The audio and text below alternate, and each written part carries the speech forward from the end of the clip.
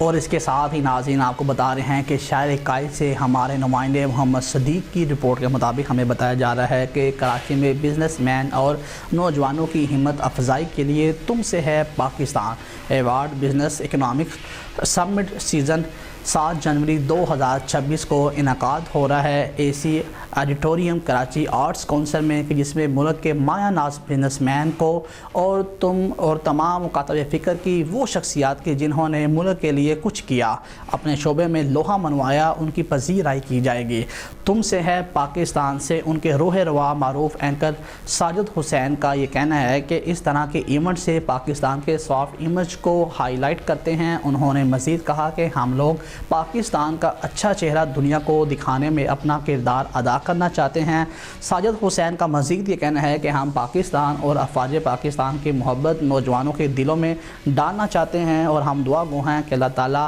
اس ملک و قوم کو دن بدن ترقی اور کامیابی عطا فرمائے۔